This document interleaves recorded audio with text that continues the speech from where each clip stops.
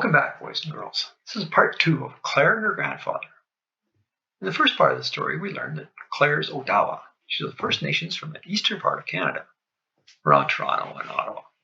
So Odawa, or Ottawa, are an Algonquin-speaking people living near the Great Lakes. You can see the Great Lakes down there in blue there.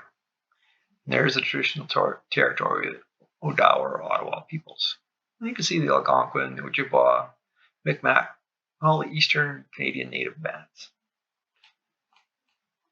Claire's grandfather told her about how many of the names of cities and towns in Canada came to be and showed her a map of Canada with different native names like Kamloops, Medicine Hat, and Toronto. Here's part 2, Claire and her grandfather. Grandfather asked, "What are contributions?" Remember when Mrs. Okatsiak said that people brought things from their lands that helped make Canada what it is today? Grandfather asked, "Well, those things are contributions. They are ideas, objects, and ways of life that are still used in the world today, just like Aboriginal place names are." "What are some of the other contributions Aboriginal people have made, Grandfather?" I asked. "One very important contribution is art," he said. "All around the world, when people think of Canadian art, it's very often Aboriginal art that they picture first in their minds. First Nations and Inuit have always used art as a way to show what they believe and their respect for the wonders of nature. Aboriginal artists make masks, sculptures, paintings, baskets, weavings, and beautiful clothing. Aboriginal artists have influenced the designs for some of the clothing and furniture many Canadians have today, and even the buildings too. Our Canadian Museum of Civilization in Hull, Quebec, is a good example of how the forms and ideas we find in Aboriginal art can be used to create a building. There it is, Museum of Civilization. It uses different types of native designs. Beautiful building. One thing many people don't know, Grandfather continued, is that there are many different styles of Aboriginal art.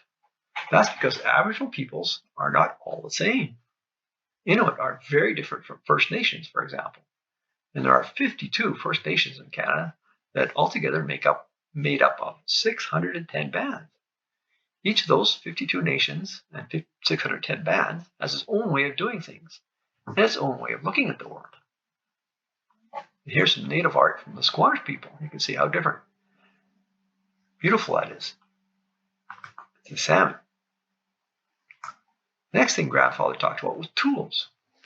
Fishing is, and still is, very important to many Aboriginal people, he told me. Many Aboriginal people use large fish traps called weirs. They made these weirs out of wood. In the north, where hardly any wood can grow, Aboriginal people use stone to make their weirs. Weirs are like a maze, a lot of winding paths leading to one place. The fish had to follow the twists and turns of the weirs into a big area where people could easily catch them. Today, fishermen use weirs around the shore and in rivers because they make the fish come to them. The fish are then easier to catch. You can see a drawing of a weir here. The fish come in and then get caught in the middle. And here's an actual weir. I guess this is built up north because it's made out of stone and rocks. And the fish come in through there and they get caught in those two heart-shaped ponds, and then it's much easier to catch. There's another drawing, a little easier to explain, and then you can see this part here. They can close that part so the fish can't escape. Did you know, Grandfather asked me, that Aboriginal people didn't need to use metal to make their tools? My grandfather used metal for almost every tool, I said. How could Aboriginal people live without metal? Remember, Claire, Grandfather said, that Inuit and First Nations lived for thousands of years without metal for their tools. They made sharp knives, scrapers, hammers, drills, and spearheads from stone, wood, and bone. Some of the tools Aboriginal people made were as sharp as tools used by doctors today. Mrs. Okatsiak will tell you about how Inuit designed snow goggles out of bone so they wouldn't go blind from the bright snow. Mom said, Inuit also designed a special round knife called an ulu, which Inuit women used to prepare food and clean animal skins. Inuit still use ulus today. But now, Oars are often made from metal. Here, there's snow goggles, kind of like sunglasses, except they don't have the lenses. They just have those little slits you can peek out of, so the sun can't blind you. And there's an ulo, a knife. You can skin animals with that. You can cut meat. By this time, my older brother Alex was sitting and listening to Grandfather too. Grandfather, tell Claire how northern people like Inuit live comfortably in such cold weather. Grandfather told us that Inuit use animal skins in special ways to keep their families warm and comfortable. For instance, Grandfather said, did you know that if you use wolf hair around the hood of your winter coat, it won't freeze and stick to your face? And often, Inuit used 4 different animal skins to make cold weather coats or parkas. Some skins were waterproof so that the coats kept dry, and other skins were good for keeping people warm. Inuits are experts in staying warm and dry. They live in such cold weather. They have to be. Here's a traditional Inuit parka, all made out of nothing but skins. Beautiful. Makers of modern clothing, winter clothing, owe a lot to Aboriginal clothing designs, my brother Alex said. He knew about dressing in layers and how to keep moisture away from the body. Today's clothing designers use different materials, but you can still see Inuit and First Nations designs in parkas, snow pants, and high leather boots that lace up the front. And here's a pair of mucklucks. They're not really high leather boots, but they're like runners for Inuit. And I used to wear a pair of these when I was a child because I lived in the Yukon. And they're quite warm. They smell because they're leather, but they're made from an animal skin, but they're quite warm, even in the coldest of winter.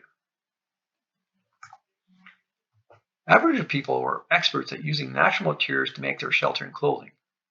Did you know that First Nations on the West Coast use long strips of cedar bark that they softened and wove together to make clothing, containers, and even jewelry? And even today, Aboriginal artists produce some of the best jewelry from bone, antlers, porcupine quills, or other materials.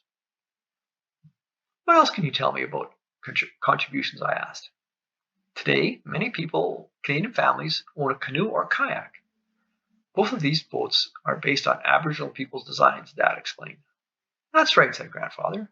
A canoe can carry a very heavy load, but when you get to a difficult part of the river, it's light enough for you to just pick it up and carry it to a safer place. And it's easy to paddle, too, said Alex. I remember spending time during the summer at Grandfather's place and how much fun I had with the canoe.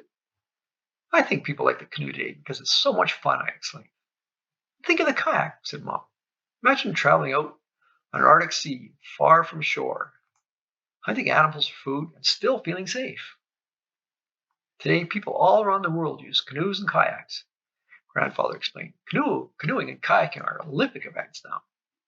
You can see here is a picture of a birch bark canoe that would have been used by Odawa First Nations hundreds of years ago. Easy to paddle, and it's light.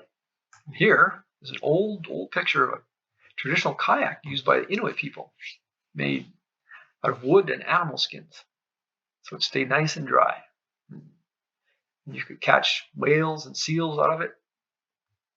If you want to watch how exciting kayak racing in the Olympics is, watch the video of an Aboriginal Canadian, Alwyn Morris, and his partner Hugh Fisher win a gold medal at the 1984 Summer Olympics. It's an a very old video, but it shows you how fun it can be and how exciting canoe racing is, kayak racing is. So that's part 2.